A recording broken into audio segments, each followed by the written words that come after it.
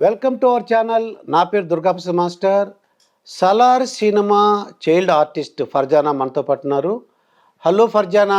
Hi sir. నువ్వు 9th class అంటే junior 10th class చదువుతున్నట్టు తెలిసింది. అయితే ఫస్ట్ నేను సినిమా గురించి సలార్ సినిమా గురించి అడుగుతా, ఆ తర్వాత ఎడ్యుకేషన్లోకి వెళ్దాము.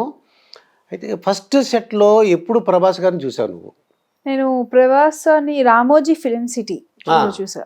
ఓకే, ఫస్ట్ టైము అంటే వితౌట్ మేకప్ లేకపోతే సెట్లోనే డైరెక్ట్గా షూటింగ్ స్పాట్లో చూసావా? సెట్లోనే డైరెక్ట్గా షూటింగ్ స్పాట్లోనే. మరి ఆ ప్రభాస్ నిన్నెలా చూశాడు?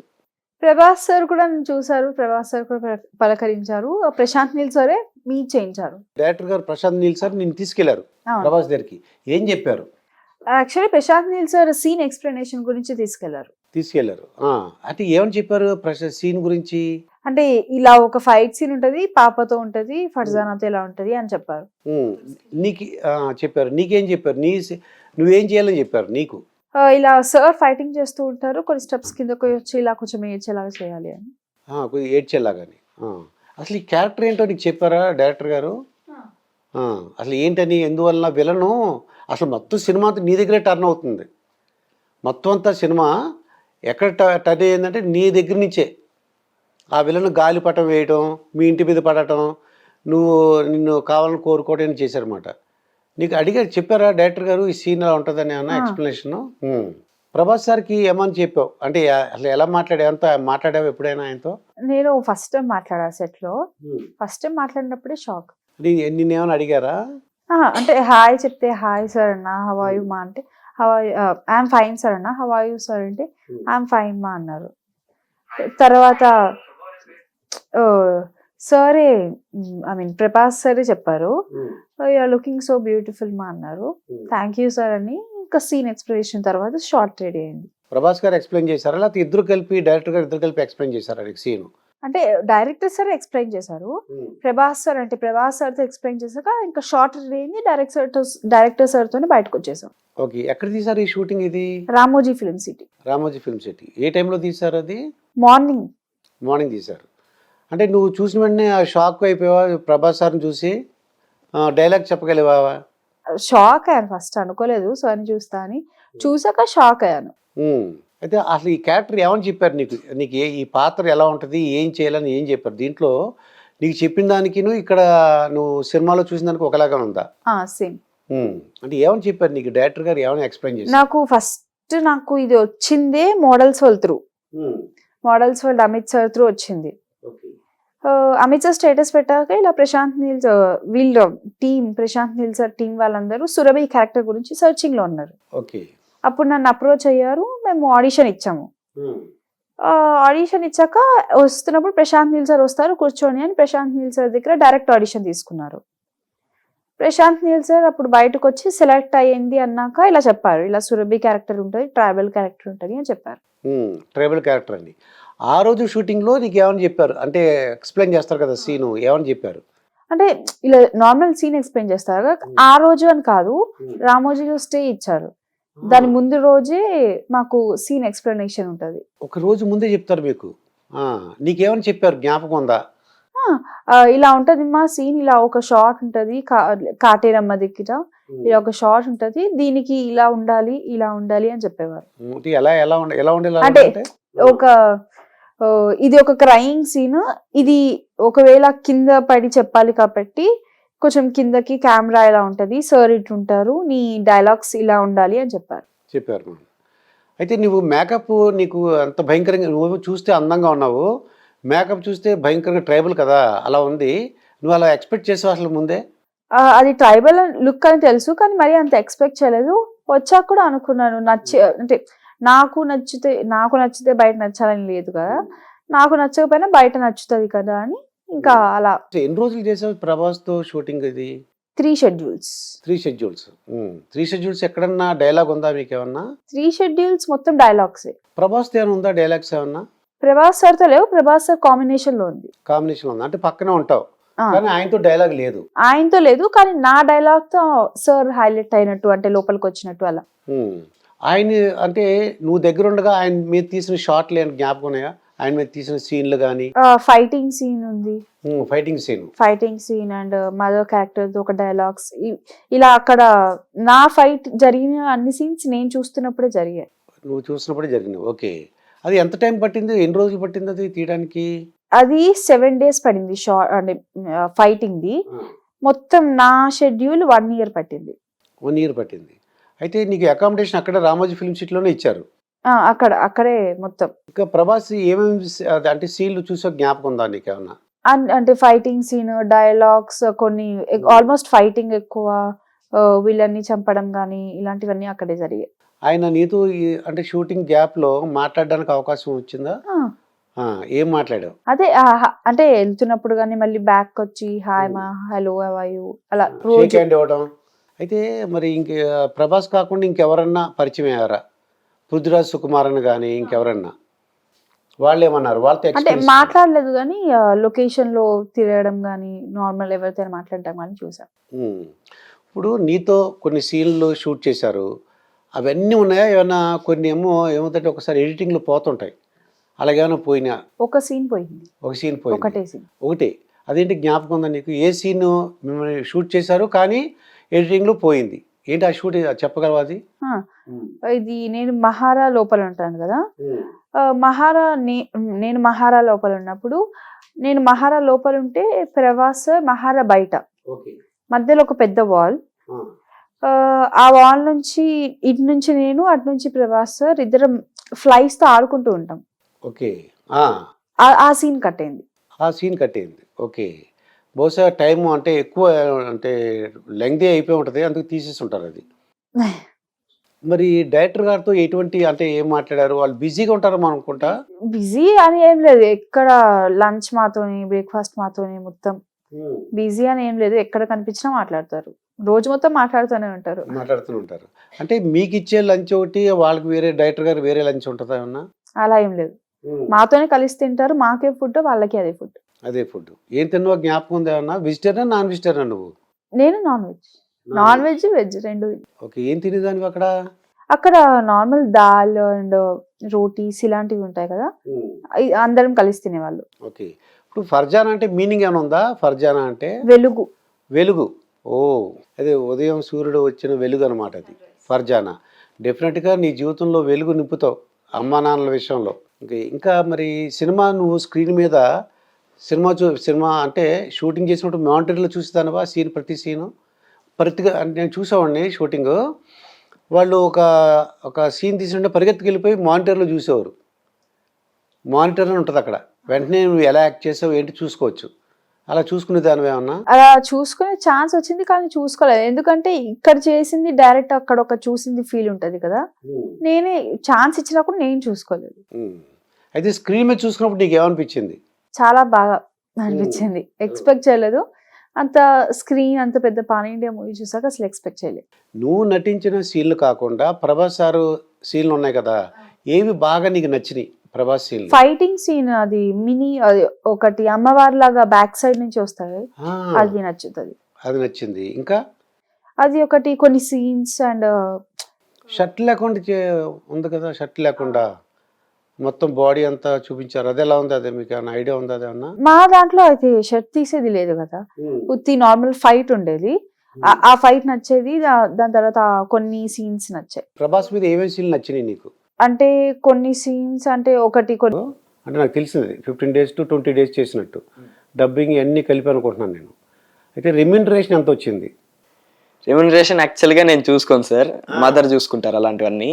నేను ఓన్లీ వెళ్ళడం, యాక్టింగ్ చేయడం, నా బెస్ట్ ఇవ్వడం, రావడం, ఇంకా ఇవి చూసుకుంటా. కానీ రెమ్యూనరేషన్ అప్పుడే నేను దాని గురించి చూసుకోవాలనుకోవట్లే, సో ఇంకా మదర్ చూసుకున్నారు. అంటే రెమ్యూనరేషన్ ఎంత వచ్చింది నువ్వేం చెక్ చేయలేదు? అమ్మాయి ఎంత డబ్బులు వచ్చేసినాయి అని? అంతా మా మదర్కి ఇచ్చేస్తాను, మదరే చూసుకుంటారు అంతా మేనేజ్మెంట్. ఏమండి మరి సినిమా చూసారు, షూటింగ్ అప్పుడు మీరు వెళ్ళేవారా? లేదండి, రామోజీ ఫిల్మ్ సిటీలో బాబు ఒక్కడే వెళ్ళేవాడు, అక్కడ హోటల్లో ఉండేవాడు. కాకపోతే ఒక్కసారి ప్రశాంత్ నీల్ సార్ని కలుద్దామని వెళ్ళాను. ఆయనతో మాట్లాడి బాబు ఎలా చేస్తున్నాడు అని చెప్పేసి ఇంకా మాట్లాడి కాసేపు స్పెండ్ చేసేసి వచ్చాను. ఒక్కరోజే వెళ్ళాను. ఒకరోజు మిమ్మల్ని కలుసుకున్నారా డైరెక్టర్ గారు? డైరెక్టర్ గారు కలిసారు, మాట్లాడారు. అంటే యాక్చువల్లీ బాబుకి యాక్టింగ్ నేర్పిద్దామని అనుకుంటున్నా. ఆఫ్టర్ 10th యాక్టింగ్ జాయిన్ చేద్దామని అడుగుదామని వెళ్తే సార్ ఏమో వద్దమ్మా, చాలా న్యాచురల్గా చేస్తున్నాడు, నువ్వు అసలు యాక్టింగ్ నేర్పించావంటే స్పాయిల్ అయిపోతుంది, న్యాచురాలిటీ పోతుంది అని చెప్పేసి చెప్పారు. సేమ్ బాబు పరంపర చేసినప్పుడు మురళీమోహన్ గారు కూడా అదే చెప్పారు. మురళీమోహన్ గారితో చేశాడు జగపతి బాబు గారు చిన్నప్పుడు రోలు.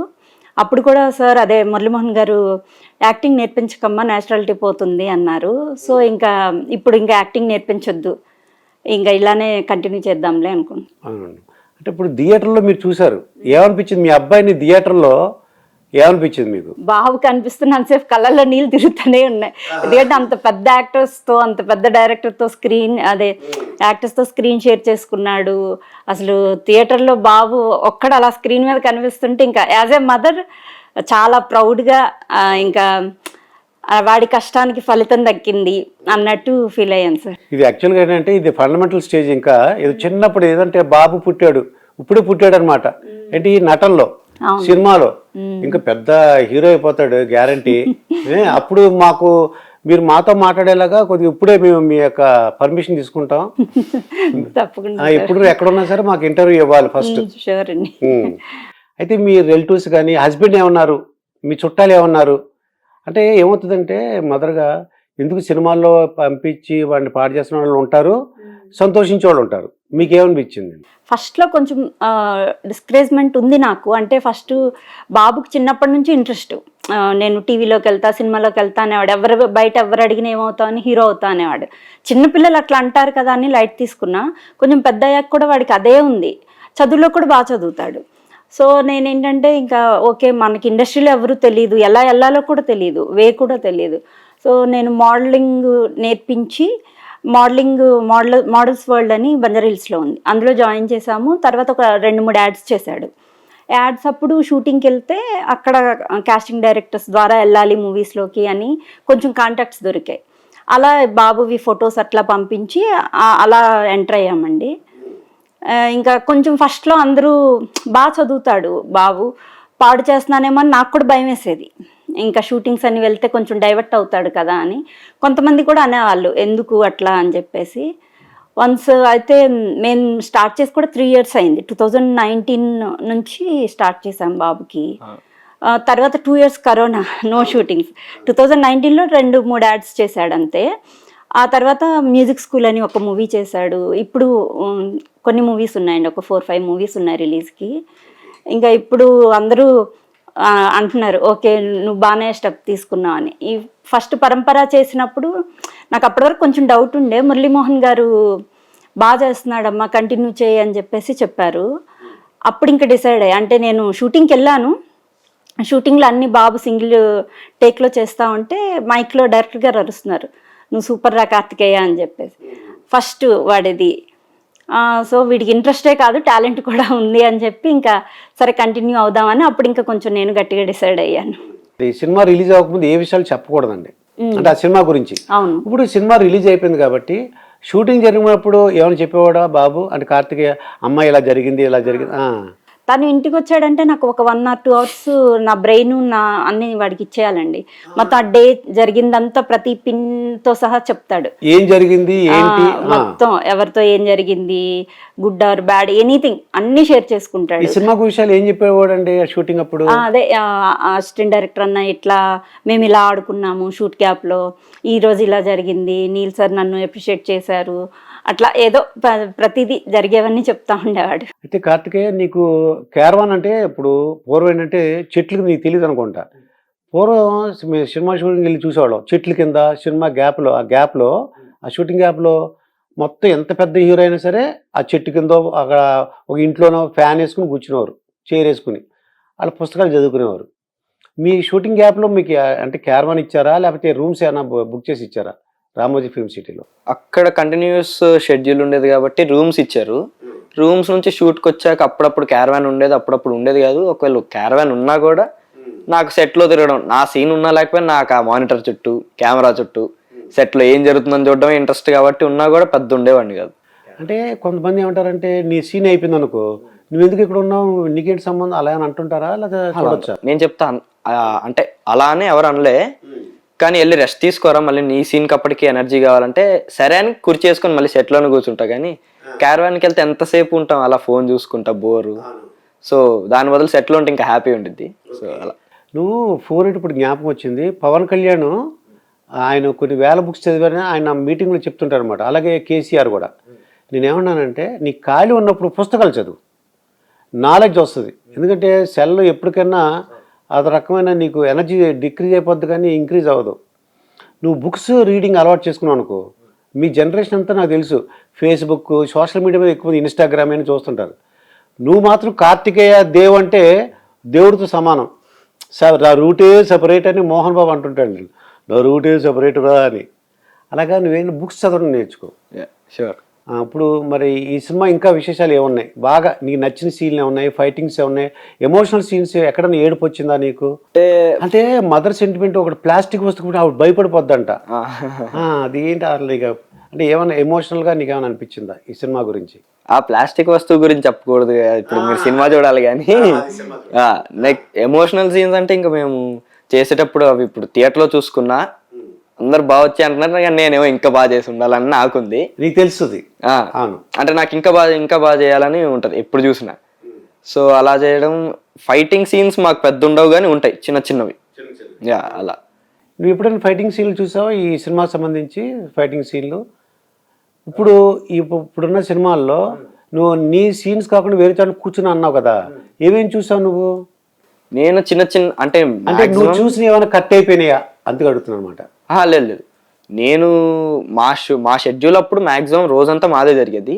అప్పుడప్పుడు చిన్న చిన్న మాంటేజెస్ వేరేవి, ఇప్పుడు ట్రైలర్లో చూస్తే చాలా మంది గుంపుగా ఉండి ఇలా ఏదో ఒక, ఇప్పుడు సెర్బియన్ ఆర్మీ అన్నప్పుడు అందరూ వచ్చి ఒక దగ్గర నించుంటారు ఇలా, అలాంటి చిన్న చిన్న మాంటేజెస్ తీసేవాళ్ళు అంతే. అవే చూసాను. అవి చూసావు మొత్తం, నువ్వు చూసినవన్నీ కూడా ఉన్నాయి దీంట్లో, ఎక్కడ కట్ అవ్వలేదు.